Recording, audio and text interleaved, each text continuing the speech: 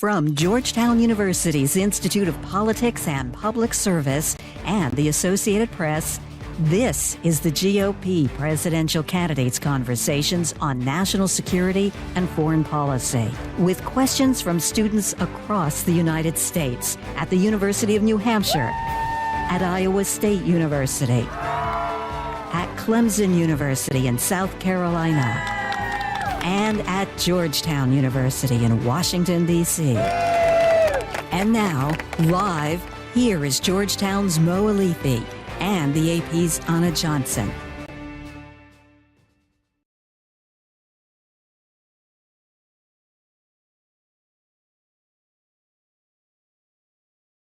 Candidate conversations with 2024 Republican presidential candidates talking about national security and foreign policy. As we have seen over the past week, this is clearly, national security and foreign policy issues are clearly going to be amongst the most important issues that the next commander-in-chief deals with.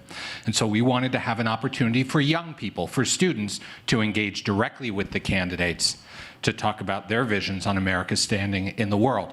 And we could not have a better partner in hosting these than the Associated Press, one of the premier media organizations in the world with one of the widest reaches in the world. Anna, thank you so much for partnering with us. Well, thank you so much, Mo, and thank you for having us here.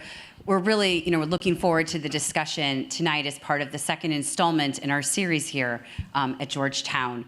It's really part of our commitment at the Associated Press to fact-based, nonpartisan journalism and to the coverage of the most important issues around the world. As you might expect, tonight, many of the questions are going to be focusing on the war between Israel and Hamas. We're also looking forward to the questions from all of you, from the students here at Georgetown. I have to say, when we were here last time, I was really impressed with all of the questions that you all asked. We'll also be hearing from students at Clemson University and the University of New Hampshire. They're not going to be joining us live tonight, but they've submitted questions in advance via video. Every single Republican presidential candidate who was invited to participate in the first primary debate has been invited to participate in this series. Tonight, we're fortunate to have the second candidate conversation. Look, as we have seen over the past week, particularly in Israel and Gaza, conversations around these issues are tough, they're hard, they're emotional, but they are so important. They're important for all of you to have a chance to question those who want to lead us moving forward. As I said last time we all gathered, we're not here tonight to give this candidate a platform. We're here to give you a platform, to ask whatever questions you want to ask. Do so in a way that is tough, that is fair, and that is respectful, but it's an opportunity for you to hold them accountable. And so, to that end, let's get the conversation started. I want to introduce Michael Emerson, a senior in the College of Arts and Sciences and president of Georgetown College Republicans, who is going to introduce the candidate and our moderator tonight. Take it away, Michael. Thank you very much for the introduction, Mo. Hi, everybody. My name is Michael Emerson. I'm a senior in the College of Arts and Sciences, majoring in government, and like Mo said, I'm also the president of Georgetown University College Republicans. We are at a critical juncture in our global order right now. And as we are all witnessing in the Middle East, Ukraine, and Taiwan, we are very fortunate to be joined tonight by a man who has seen it all and done it all in situations that require strength on the international front, as well as dialogue and listening to get things done at home. Our guest tonight stands as an example for all of us on how to defend our convictions while extending a hand of unity to our political competitors. He is a happy warrior, and he believes that he will be the best next leader of the United States. Most of all, he believes that America can provide for anyone what she has provided for him. Tim Scott has served as the United States Senator from South Carolina since 2013 and is currently a member of the Senate Foreign Relations Committee. Prior to his career in the Senate, Senator Scott served in the South Carolina House of Representatives and in the U.S. House of Representatives. In 2016, he became the first African-American senator to be elected from the Southern United States since the Reconstruction era. The senator will take your questions in a discussion moderated by Meg Kennard, who is a Georgetown alumna and Associated Press reporter. Now, without further ado, please join me in welcoming to the stage Senator Tim Scott and Meg Kennard from AP. Good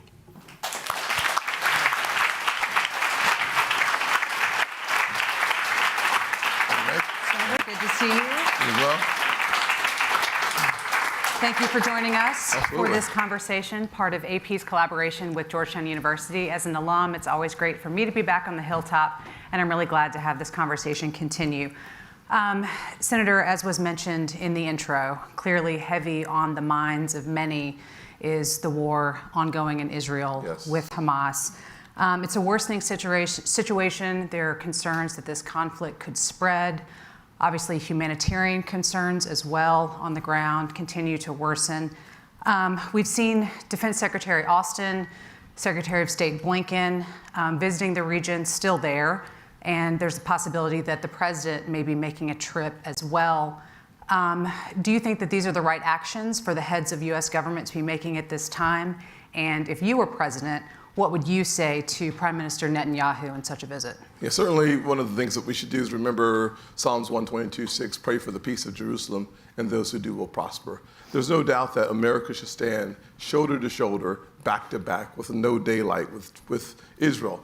The devastation that we saw last Saturday is hard to imagine, and it carried on for so many days.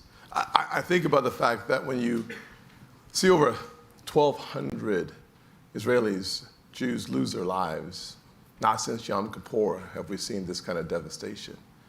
To put it in American terms, we would be talking about 40,000 dead Americans had that attack happened at home.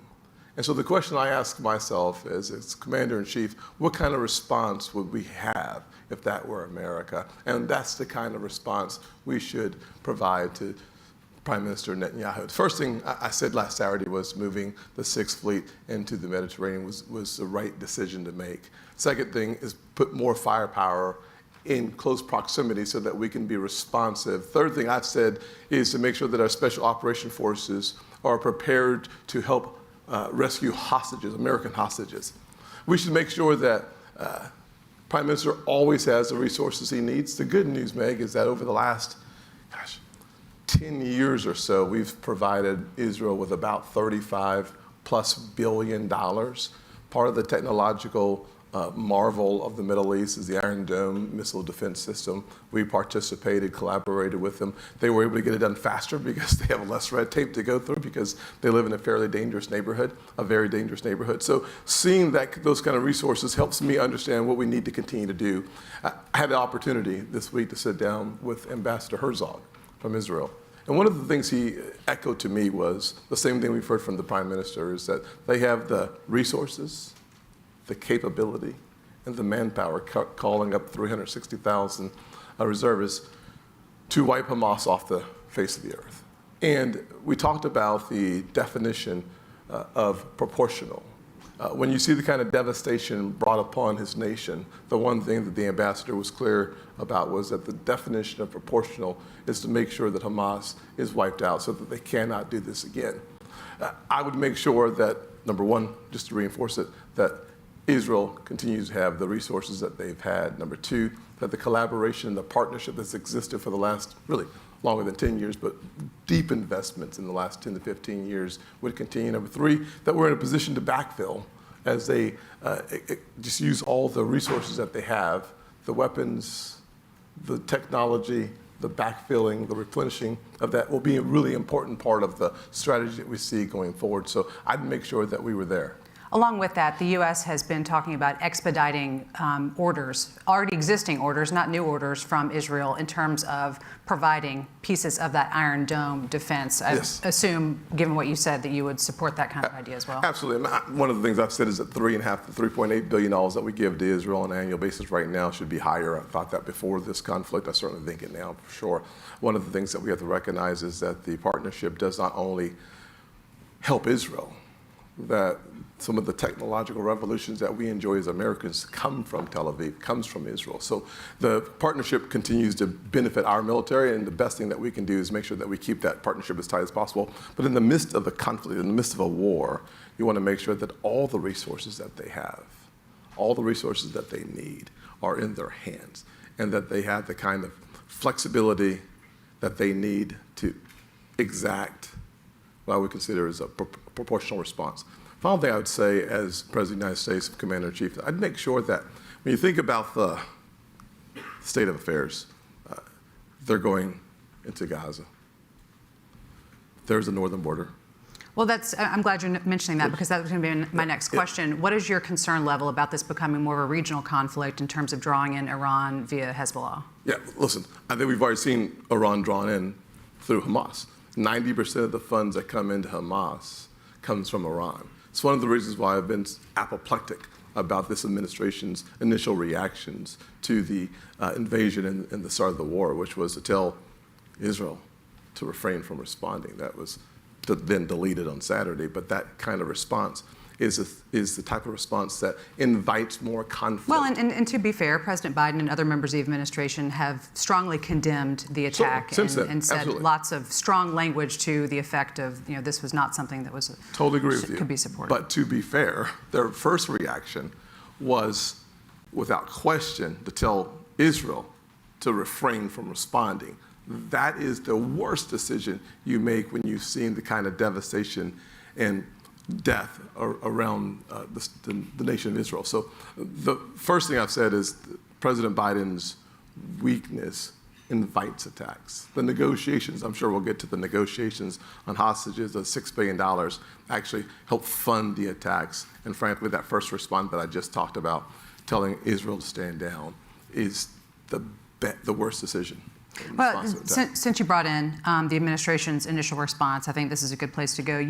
I'm looking because I want to make sure I quote you here. You blamed President Biden for a pattern of foolish policy choices that have undermined us and our allies, and said that he has blood on his hands. Yes. President Biden remains popular in Israel, so I want to hear in your words, what did you mean by that?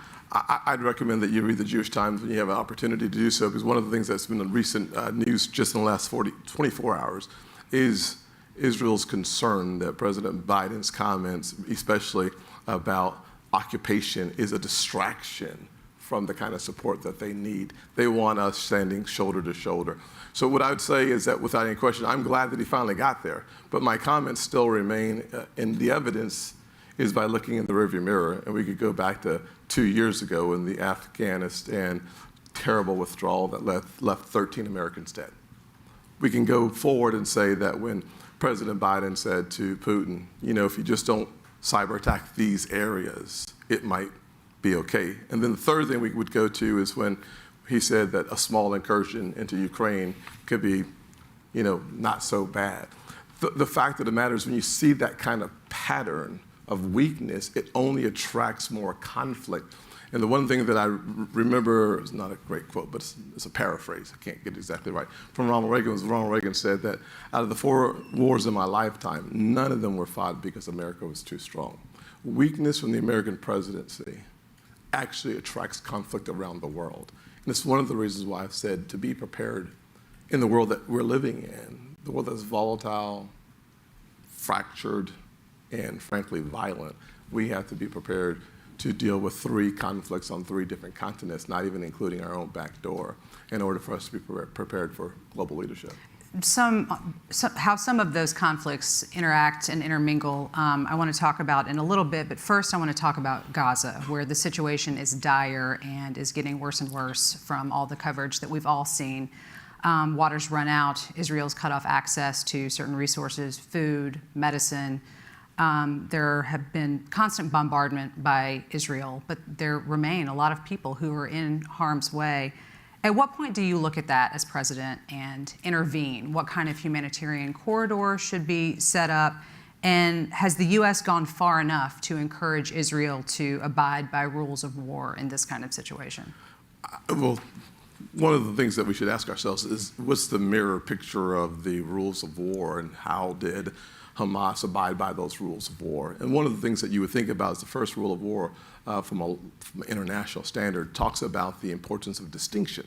They want to make sure that you're able to distinguish between combatants and civilians. When you see the attack within Israel, there's one thing that's completely clear, that there was no distinction, there was no desire to look for. The second thing that you talk about is a military strategy. This was not a military strategy from Hamas. It was a strategy that targeted the most feeble, the weak, the elderly, the children, in a democracy. What they did was not ignore any international norms of law of war as if they're as if they're always applied. What they actually did was act as if there was nothing about it at all. This is an Old Testament absolute evisceration of a group of people with an objective, according to Hamas's philosophy, of eliminating Israel. Part two, eliminating all the Jews on earth, which 6 million live in America. Part three is to attack Western democracy.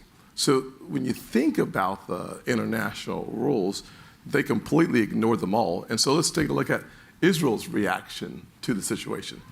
Going back to the concept of distinction. One of the first things that Israel's done is they waited.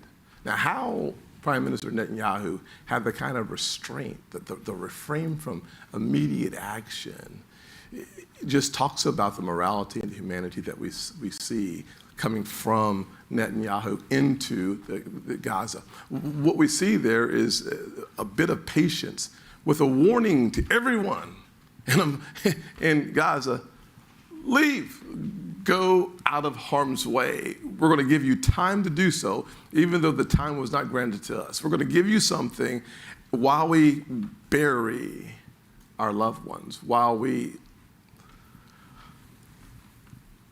look at the pictures of beheaded children that happened to be ours, while we look at the bodies that were burned, babies that happened to be ours, while our grandmothers were murdered in front of their families and our daughters were raped. We're going to show restraint in spite of what you see. We're going to show the kind of restraint that was not afforded to us. But in addition to that, before we go in, we're going to tell you what we're going to do. It's going to be a complete siege. So the best thing for you to do is to leave. And what did we see Hamas's reaction?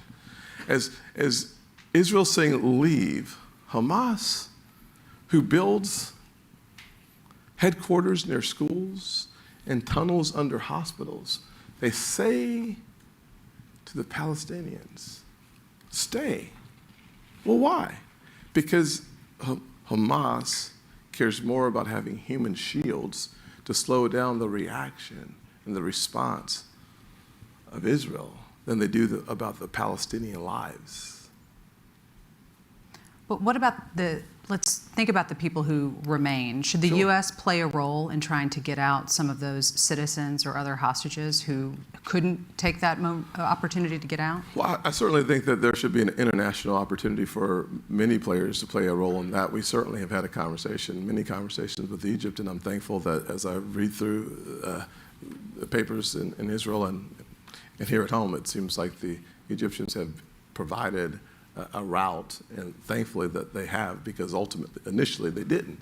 And so having that relationship, even though it's sometimes volatile, is an important part of the consideration that you've seen from us. But I'd also say that there are other players in the region that have played a significant role in funding Hamas, that play a significant role in fostering and feeding terrorism. They could play a role. I mean, you could see some of these refugees, some of these people that have no place to go to Iran.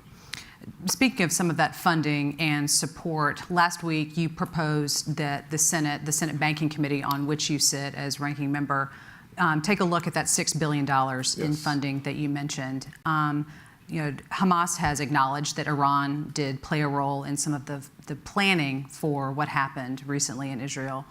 But that money has been refrozen and it's not able to be accessed. So why is something like your proposal the right thing to do right now while the situation on the ground is still developing? Well, one of the things that we know, thankfully when I said freeze the assets because money is fungible, therefore you can use it for any means that you want to, the administration dilly-dallied and they did nothing. And then after so much pressure, so much heat from both sides of the aisle, they decided, wait a second, maybe we should try to freeze those assets. What they ultimately did was not freeze the assets. They had a quiet agreement not to release them, but not necessarily to freeze them. And what we've suggested is not only should you freeze those assets, we should go a step further. We should be aware of every asset over $5 million in any banking system or financial institution that we can get our hands close to that Iran has. We should know where every dollar is so that we are in the strongest position possible to make sure that they cannot continue to do what they have done, which is to fund terrorism to the place where thousands of people die. And so freezing those assets is the first leap in the right direction from my perspective. I'm just surprised and stunned and pleasantly surprised that the administration has decided to do so. Because when I say money is fungible, one of the things I like to use simple analogies that I understand. And so if you get a bucket of water, you can take a cup out of that water and you can use it for a garden, or you can take a cup out of that water and you can use it for washing your hands. You can take a cup out of that water and you can use it for bathing, maybe a big cup of water for me. But literally, thank you very much, Michael. Appreciate that very much.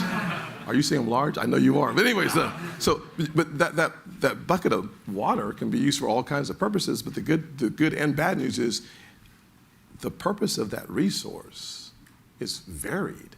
Therefore, in a very similar fashion, to put a credit on a balance sheet, we know they use 90% of the money that comes to Hamas comes from Iran. So freezing the assets is going to reduce the likelihood of even a spiraling impact in the Middle East, I hope and pray. Second thing I'd say is that without any question, I think about the fact that creating a market for American lives is a terrible concept. I said this under President Obama when he paid $400 million for hostages. I said then, several years ago, this is a bad, bad precedent, period.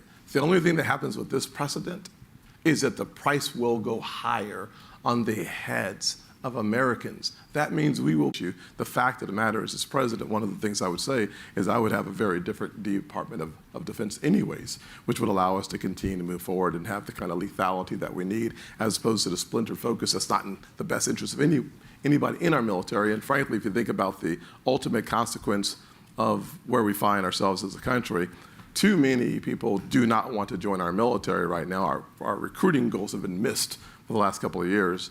And part of the reason why is that people feel like our military, potential recruits feel like our military is just so unfocused that they don't want to serve. It goes back to vaccine mandates, to the abortion issues, to many, many social issues from DEI to ESG that seems to be taking up too much space, causing a lot of consternation and reducing the number of folks that want to serve in our military. I want to talk a little bit about some of the other Republicans competing for the nomination for 2024. I don't want to do that. Thank you very much. Appreciate you. My bad. But I would like to ask you to react to a couple of things that some of your competitors have said. Former President Donald Trump recently had some very harsh words for Prime Minister Netanyahu, saying he, quote, let us down before the 2020 strike on General Soleimani, and that Israel was not prepared for this most recent attack, that they need to step up their game, and he's also called Hezbollah smart. First, I just want to ask you, how would you assess these comments? Terrible.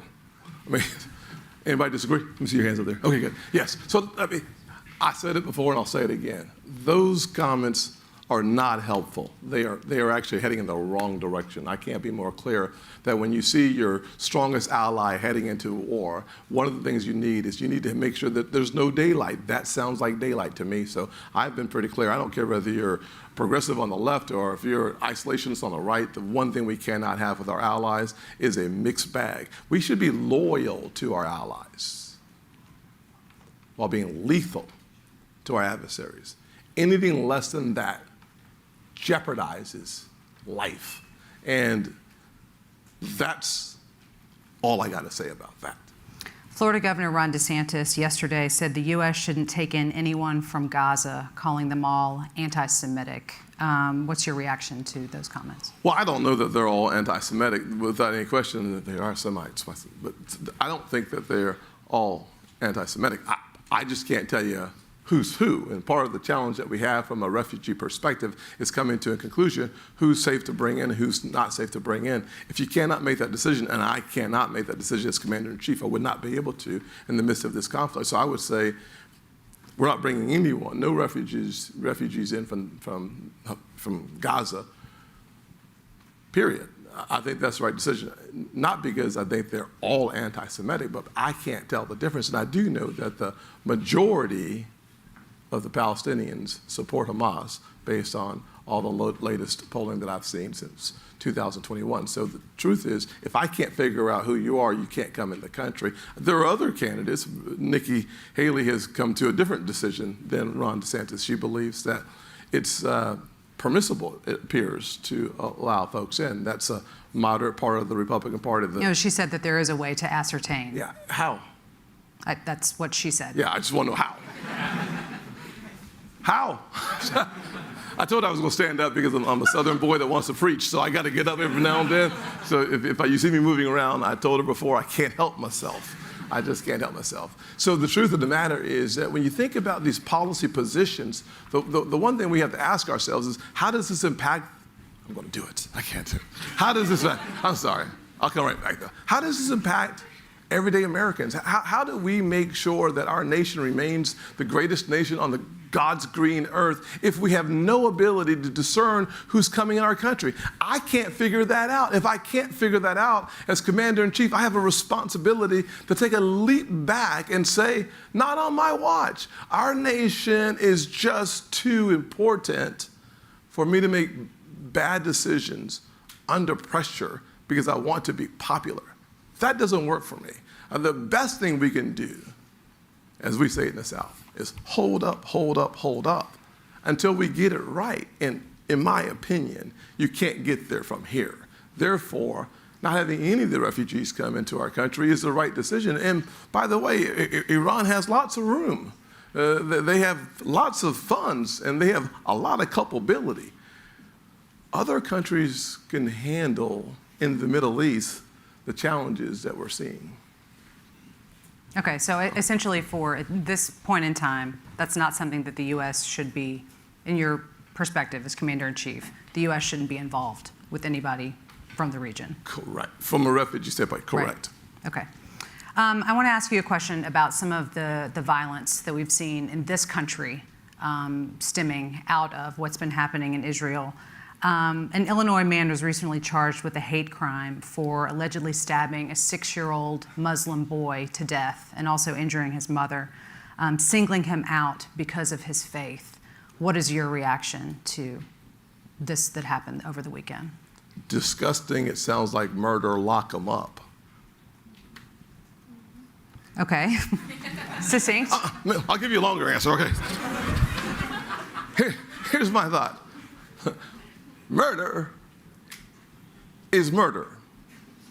We should never, never find it okay for someone to kill someone because they hate them. That is not only a crime, that is immoral, it is unethical, and it cannot be celebrated for any reason in our country. And at the same time, the 71-year-old dude that killed, I can't imagine that level of hate. And I'm a guy, as you can tell, who well, not even, that was not, y'all are way too quick here. I'm a guy who comes from the deep South. I understand racism and discrimination.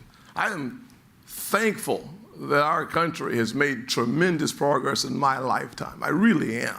My 8th grade year, we had a race riot at the high school that I was going to go to the next year. And I got to tell you, seeing the venom and the hate on display in my hometown at the place where I'm going to spend the next 4 years of my life shook me. I'm a kid. I've seen hate up close, and it is disgusting. Period. Anyone who suggests that it's not, they don't belong here.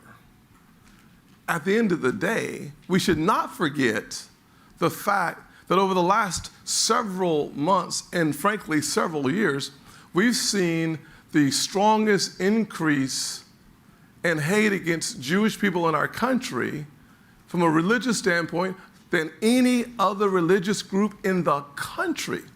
So while we should see these acts of hate against Americans blindfold, it doesn't matter where you're from or who you worship, we should lock them up and throw away the key. But let's be aware from a panoramic view that the anti-Semitism that has been spreading like a cancer in our country, it is real. And it can be measured by the reports. It can be measured by the men walking in New York City who have been attacked. We can go on and see the devastation of hate. I'm just here to tell you, it should have no place in our nation. And our country should rise up. I am the lead sponsor of the anti-Semitism legislation, especially as it relates to college campuses. I'll have more legislation next week. But the fact of the matter is, I think that I should be one of the leading voices against hate because I know what it feels like. It doesn't have to be directed towards me. I should stand in the gap. We should all be willing to stand in the fire. This is a critical time in our nation. I'm going to have to sit back down because I'm getting ready to preach. Jennifer, sit back down. Okay. I'm not going to take up an offering. This ain't a church. Don't worry about it. But I'm coming back in a minute because I think this is so important because one of the things that we miss in public life and in public policy and these very important conversations around the history of this country and about the history of the world, one of the things that's just so challenging is that people resort to violence as a response to their hatred for someone who's just different than they. Well, and you've talked a lot about, anti-Semitism and concerns about that. The FBI says that they've been picking up increased threats against Jewish people in this country as well as Muslim people on both sides. So, as president, taking all of that holistically into account, what is your approach? It's not just one purported sector of society, it's perhaps multiple. How would you deal with that? I think you deal with it the way that we've dealt with it in the past. You have to have a president who leans into the debate and leads by example. You should call out all forms of hate, number one. Number two, you should empower the DOJ to be a system where the Lady Justice still wears a blindfold. Part of the challenge that we feel today is that too many people in our country feel like Lady Justice has lost her blindfold. I know that we as conservatives believe that this DOJ hunts people who are conservative, and whether you're a pro-life person or whether you're a group of parents showing up at a PTA or at a school board meeting, you're called domestic terrorists. We believe there's a problem, and at the same time, you've got others who believe that they just have lost trust in the system. One of the ways that you, as Commander-in-Chief and as President of the United States, you respond to this by leading and saying, Lady Justice, her blindfold is back. You commit a crime, you go to jail, period. Thank you. I appreciate that. Now we have a question from a student here at Georgetown University. Firstly, thank you, Senator Scott, for speaking with us all today. My name's Will. My question for you is this. The topic of military aid to foreign countries, notably Ukraine and Israel, has become an increasingly partisan and hot-button issue. To what extent do you believe the United States has an obligation to offer military aid to our allies, and at what point, if any, do those obligations end? Thank you. Thank you. What was your name? Will. What are you studying, Will? Government and chemistry. I can help you with government. I can't help you with chemistry. I got a B. I'm thanking God for a B. One of the things I've said is that, you mind if I stand, Will? Let me just talk to you. I can't help myself. If I want to talk to the students, if I was talking, you've seen me before. I got my shoes on. You should be happy about that. Last time I was here, y'all, I took my shoes off, and Mo was like, dude, seriously? I was like, seriously, dude, seriously, yes. Well, one of the things I'd say is that what we need is a president who specifically and clearly articulates what is America's national vital interest in whatever we do. Whether it's our foreign assistance, where it's $40 billion plus that we spend helping countries. The question is, what's the ROI? What's our return on the investment? When it comes to actual conflicts that we're seeing, i.e. Ukraine, I would say we need a president who says America's national vital interest includes degrading the Russian military, because by doing so, we keep the home front safe. And in addition to that, our NATO allies that are contiguous with either Ukraine or Russia, if it's Article 5 attack on one, it's an attack on all. So if you are like I am, you may not be, and I want to keep my troops at home and safe, if I can degrade the Russian military by using my resources and the incredibly high price of Ukrainian blood, it is a win-win-win. It's a win for Ukraine. It's a win for my NATO allies, which also means it's a win by default for my military, our military, and finally, it's a win for the homeland. Second, as it relates to Israel, what we've already done is incredibly important. What we've already done with Israel is we've had that relationship for 75 years, really. But in the last 10 or 15 years, because of the technological advances, probably 20 to 25 years, but the last 10 to 15 years, we've had this technological advancement that's allowed for us to benefit from our assistance that we're sending to Israel. We're getting it back. The same thing is true, by the way, with Ukraine. A lot of the resources that we send over there, they're using those resources, or they're coming in the form of military purchases. So we find ourselves in the strongest position where we talk about how much we're spending, but we don't talk about how much that is coming back to us, which means we're having an incomplete conversation about what it really does cost us to do A and B. Finally, if we don't figure out how to deal with our southern border, we're missing a big link in the conversation about investing in America's safety and our security, because ultimately, we've seen in the last couple of days, several from Iran have come across our border, Yemen come across our border. They're on our national security watch list. So we've got some real challenges with insecure, unsafe, and wide open borders. So we've got to deal with it all. And I do think that there's going to be another package coming forward that will give us an opportunity to weigh into some of that. But in my opinion, well, those are my answers on how we deal with making decisions. We could go back in history a little further to 1990s when, in fact, the Clinton administration talked Ukraine into giving up their nuclear weapons, with our assistance being a part of that promise. All right, Senator, I'm going to need you back up here because I feel like I'm being put in timeout by Meg. just trying to keep the conversation moving. We have Yes, lots ma'am. of student questions to get to, and our next one is coming from the University of New Hampshire. Hello, my name is George Nigro, and I am a student at the University of New Hampshire. Senator Scott, what policies as president would you plan on implementing to further promote legal immigration into the United States? Yeah, so I'll stay here, Meg, because you said stay Thank here. you. Yes, I ma'am. appreciate that. Whatever you say, ma'am. Thank you. Yes, I'm here for you.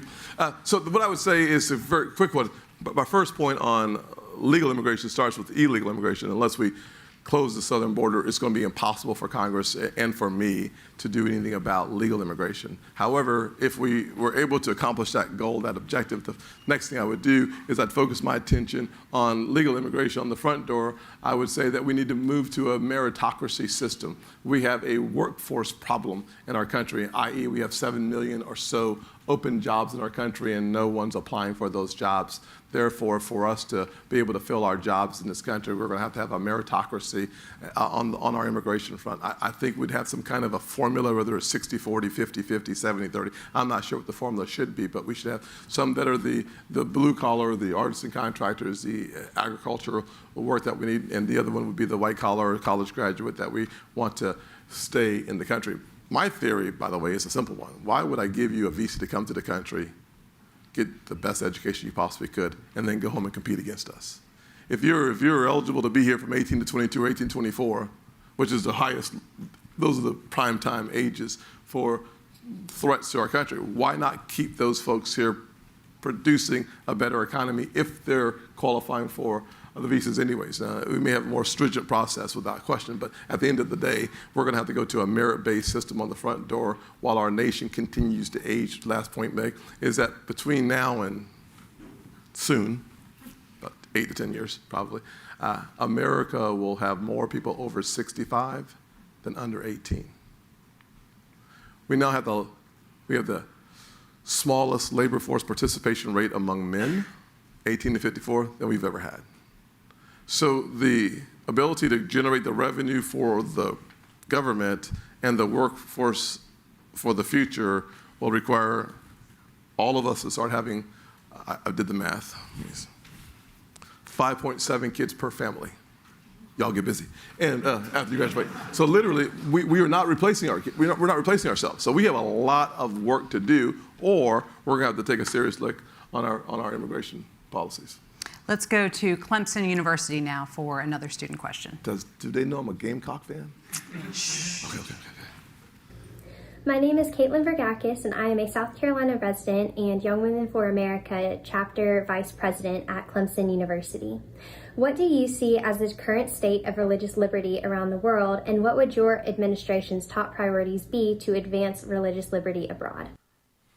One of the things that I say thank you and congratulations on next week's win, because they had a bye this week. But one of the things I'd say is that America was founded upon the theory of religious liberty. It's embedded in the First Amendment, something that we take very seriously.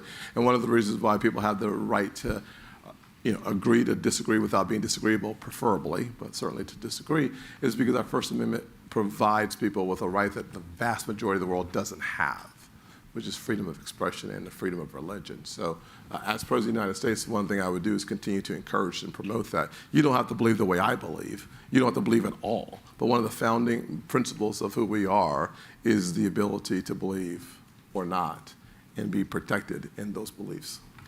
Our next question comes from another student here at Georgetown University. Senator, thanks a lot for coming to Georgetown. My name's Luke. I'm a junior in the business school. Yes, sir. My question is, what is your response to figures in your party such as Lindsey Graham, Nikki Haley, and Dan Crenshaw calling for a U.S. confrontation with Iran following the Hamas attacks on Israel? And secondly, to what extent do you think the U.S. should hold Iran responsible for these attacks? Thank you for your question. You sure you're not a political science major? That's a really good question. I would say a couple of things. Number one, I hold Iran responsible in a very big way. Hamas carried out the attacks. They were primarily responsible, but the funders of the attack, 90% of the resources, as I said a couple times already, come from Iran, so I do hold them responsible for the attacks. I would be a little more patient with how we respond to Iran, because I'd want to make sure that Israel has a single-minded focus while we are planning and strategizing on how to deal with Iran long-term, because this is not a short-term situation with Iran. This is what they do. This is what they do with their money.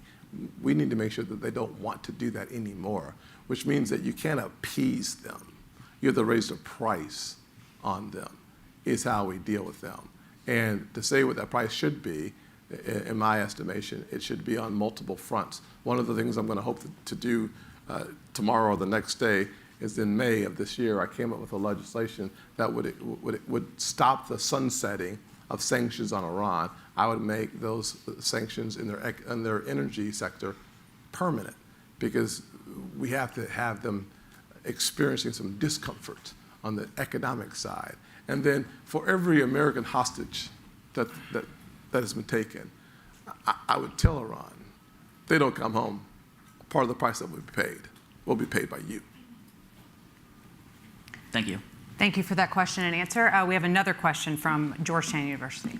Hi, Senator Scott. Thank you so much for being here tonight. My name is Caitlin, and I'm studying government and environmental studies at Georgetown. And my question for you is, do you believe the U.S. has obligations to send aid to democracies facing attacks and invasions from other non-democratic countries? Caitlin, it's a great question. The short answer is, I think we should encourage democracy. We do not have an obligation to always support democracies. I think there's a delineation between allies and democracies. We certainly should encourage the flourishing of democracies all across this world. The more we have, the better off we are. That's been proven. The more human flourishing happens in democracies more than not. Therefore, I love when we have the chance to spread democracies, but I don't think this nation has an obligation to support every democracy on the planet. Thank you. We have another question from University of New Hampshire. Hello, Senator Scott. My name is Will Marinaccio, and I'm a history and political science major at the University of New Hampshire. My question is, regarding the rising tensions in the South China Sea and the aggressive territorial claims of several countries, namely China, how might the U.S. Best resolve these conflicting claims? Should it work more closely with its partners in the region, like ASEAN, conduct direct diplomatic missions with China, keep the status quo in order, or something else? Thank you. I appreciate the multiple choice options there. Thank you very much. Brother needs all the help he can get sometimes. I do think that we should stand toe-to-toe with President Xi and make sure that he understands it's not the strength of President Xi, it's the weakness of President Biden that finds ourselves in perilous positions, number one. Number two, I would simply say that we should make sure that they stop spying on our kids, buying our farmlands, and frankly, stealing our intellectual property to compete against us. And the way that we do that is by having the kind of robust economic opportunities created here at home so that we're focusing more on, instead of focusing on supply chain cost and price, focus on supply chain resiliency so that we have the ability to support ourselves. If we learned anything during COVID, let it be, do not depend on China to provide us with what we know are our necessities. Depend on ourselves and or our Western alliances. I have something called Build, Not Borrow, which is my economic plan to create 10 million jobs, grow our economy at 5% by focusing on unleashing our energy resources, on innovation. And then we've lost 100,000 factories over the last 25 years. Why not start recrafting some of those factories, remaking them here at home? That could create about 4 to 5 million jobs. That is the first and best weapon that we can, a non-kinetic weapon that we have, is to make sure that our economy is as strong as humanly possible. That is a strong deterrent. Number two, what I would do with China is I would focus on their ability to use our imaginations. I mean, the definition of intellectual property is just minds and imaginations. They take what we have and they try to recreate it. They partner with our companies, a 51-49 partnership, which requires our companies to turn over our best and brightest ideas for the future to the Chinese Communist Party, which I think is absolutely ridiculous. So I would break that as well. Third thing I would do is to make sure that we continue, we still have the strongest military on the face of the earth. China is fast. They've done a great job in hypersonic weapons. They've done a great job with the next generation jets. We need to do a better job with hypersonic missile defense. If you can't see it, you can't defend it, is what the Secretary, when I was on the Armed Services Committee, that's one of the positions that he delivered to all of us. So that's really important for us to realize that. So if we're going to have an economic deterrent, become independent or interdependent on more Western allies, and then finally to be strong but growing stronger with our own military assistance. And finally, we need to focus on 3 specific areas: minerals, medicine, and microchips, if we're going to be self-sufficient. Thank you. We have another question from Georgetown University. Hello, Senator Scott. My name is Abby. I'm a freshman in the college studying public policy and environmental studies. Yes, ma'am. My question for you is, as president, how would you address inland migration due to rising sea levels displacing those in urban coastal areas? I don't know. I thought it was pretty funny. No, thank you. I tried my best, buddy. I tried my best. So I live in Charleston, South Carolina. If you ever want to come visit, please feel free, but please go home. Anyways, just joking. So we are about 2 inches below sea level. One of the things I've done is I'm on the banking committee, which we cover all the financial institutions and insurance. One of the things that you would imagine that would be a part of that portfolio would also include flood insurance, where we're seeing this more consistent activity. One of the things that we can do is what I have tried to do, which is pass legislation and I would sign it as president to stop repetitive losses. 1% of the losses in the National Flood Insurance Program, call it based on the environment or based on something else, but ultimately 1% of the losses pays out about 30% of the resources out of the National Flood Insurance Program, because we have so many people rebuilding exactly where they lost the property, not once, not twice, not 3 times, not 4 times, not 5 times, 30 times, I mean, bunches of times. It's one of the things that we could do to actually help that. The migration patterns, by the way, I'm not sure that they're all, frankly, actually, I don't think that they are all about the environment. I think people find opportunities and they want to go live there, and they find more places desirable and they want to go live there. We've seen an incredible influx of people into well-run states like South Carolina and other states that are attracting more people because our job market is cool and our taxes are low. Quality of life is fantastic. If I sound like a billboard for Charleston, it's because I am a billboard for Charleston. So we want everybody who's smart to come to our town and make it their home. So I don't know that I would put it all on the back of one specific area, but those are a couple things that you could do. The final thing I'd say is that if you look at the result of the challenges that we're seeing within the flood markets, where you're seeing a huge influx of people, Florida is a classic example where the average homeowner insurance policy is about $1,700 nationwide. In Florida, it's $6,000 for the same policy. They have 70+% of the lawsuits in the Florida market. Part of the challenge is that it's so litigious, I think that's the right word, too many lawyers down yonder causing many problems. And so that creates a powdered keg for lots of folks. Thank you. Thank you very much. We have another question from Georgetown University. A lot of Georgetown University here. Lots of Georgetown kids. It's almost like this might be your alma mater or something. Almost. Okay. Hi, Senator Scott. Thank you for being here. Yes, sir. My name's Sahil. I'm in first year in the School of Foreign Service, and I have a question about the domestic and international relations that your presidency would have with the country of India. So my first question is, under your presidency, how would the United States address rising religious tensions and Islamophobia within India? And also, how would your administration work to cooperate with India on its foreign policy goals, such as how the U.S. and India both have conflicts with China? Yeah, so where we are in alignment, we would try to strengthen the places that we are in alignment. That would be one of the first things. But it felt like you asked a question that was a few hundred years old. In India, I mean, India and Pakistan, the relationships and the tension that comes from the religious challenges within the country are well documented for a very long time. I'm not going to pretend to have a couple 100-year answer in 30 seconds to 1 minute, although I will try. I think one of the things that we continue to do is to ask our allies who are doing business with us to adopt a significantly improved human rights challenge.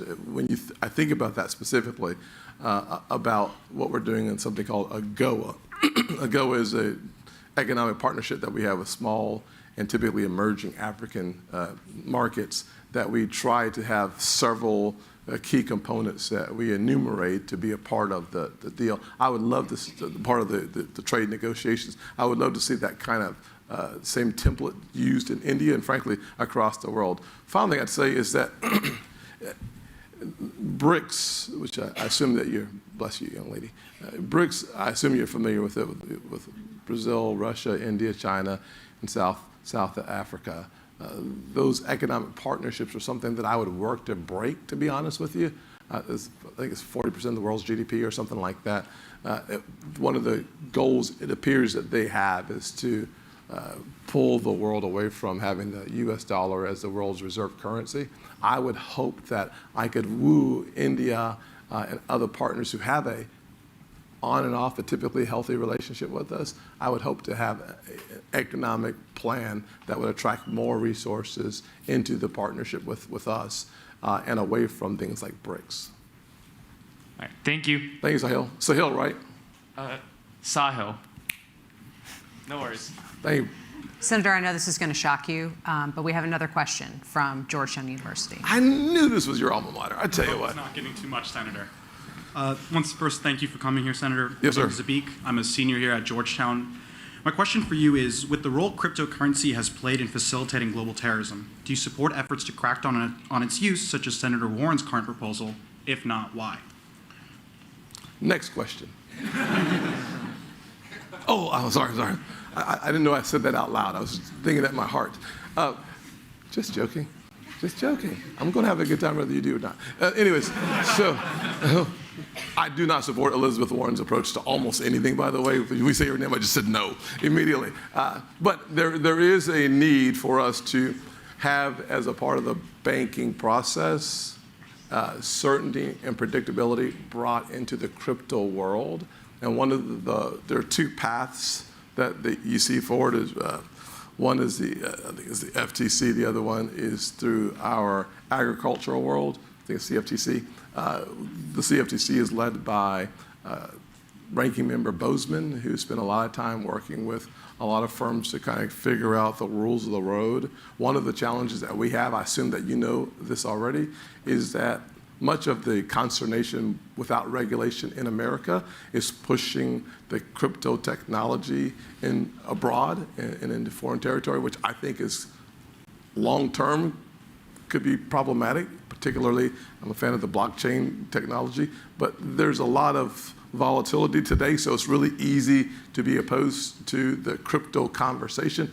I've taken the approach that Cynthia Lummis on my committee has legislation that works in the direction of having some soundness brought into the world. I would rather see her approach coupled with Bozeman's approach that would provide the kind of regulatory framework that would provide stability and also credibility to what is likely, in some form or fashion, a serious part of America's financial future. Thank you, Senator. Yes, sir. Can you guess what we have next? I cannot guess, but I'm going to say New Hampshire student.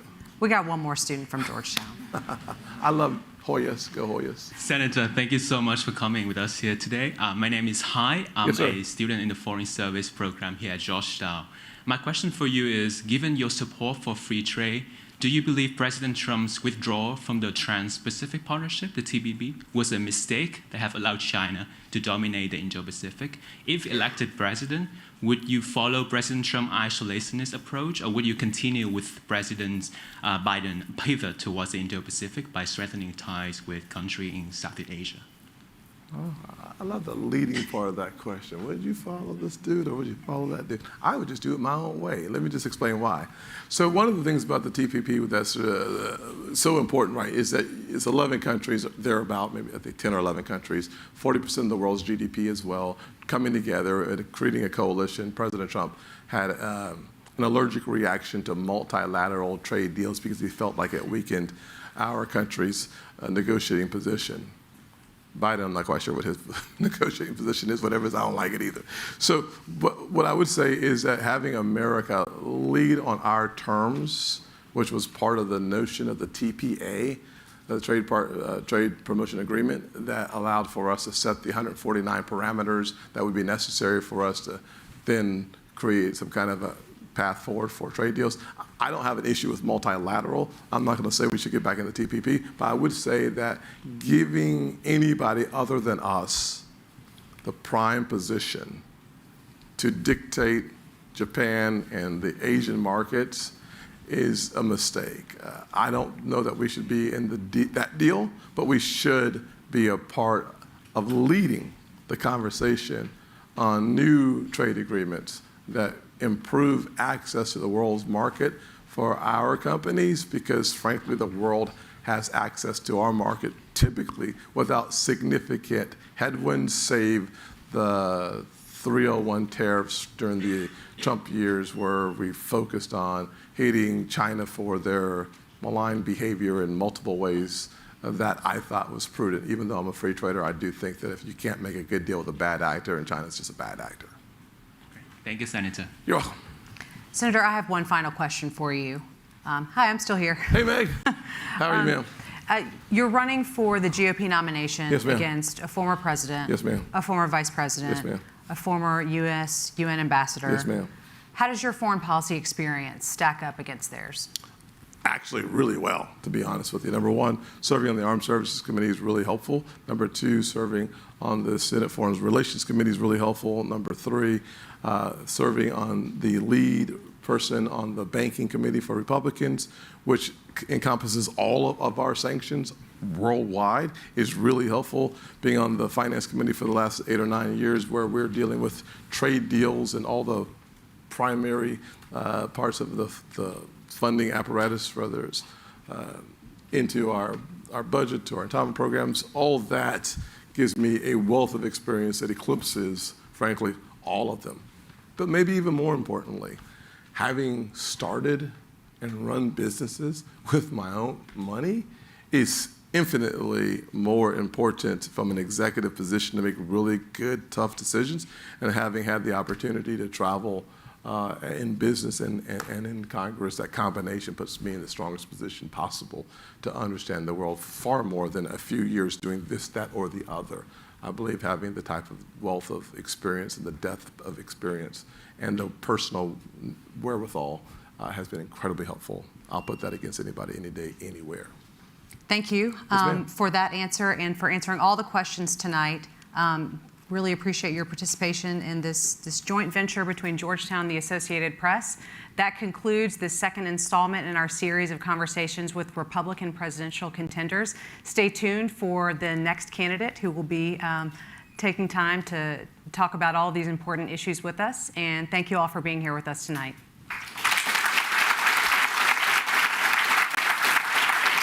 Thank you, man. Appreciate it. Yes, ma'am.